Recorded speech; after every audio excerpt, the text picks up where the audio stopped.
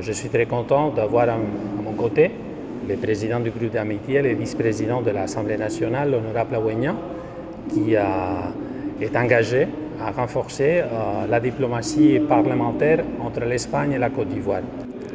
On a profité certainement de l'occasion pour évoquer certains sujets qui nous intéressent, pour parler de l'importance de mettre davantage d'Espagne en Côte d'Ivoire et davantage de Côte d'Ivoire en Espagne.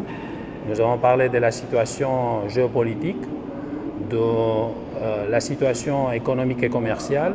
Ça a été une occasion pour manifester de ma part notre engagement pour renforcer les relations bilatérales entre la Côte d'Ivoire et l'Espagne.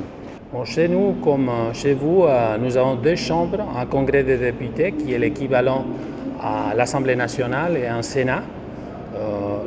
La Chambre des députés a plus ou moins les mêmes fonctions que l'Assemblée nationale. Et le Sénat chez nous, c'est la Chambre qui s'occupe de la représentation territoriale. Alors, nous avons parlé de l'importance de changer d'expérience de fonctionnement de ce système, de voir comment le travail se passe entre les congrès de députés et le Sénat chez nous par rapport à la situation qu'il existe en Côte d'Ivoire. On a parlé aussi de certains sujets qui sont importants au niveau législatif.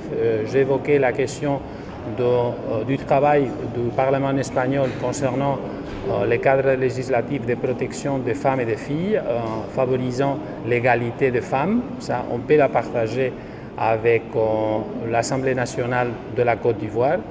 De sa part, le président de l'Assemblée nationale m'a indiqué l'importance qu'il attache à la question énergétique, notamment compte tenu de la situation internationale actuelle, et aussi à l'importance de favoriser l'éducation technique et professionnelle pour avoir, disons, une option réellement importante pour la jeunesse en Côte d'Ivoire.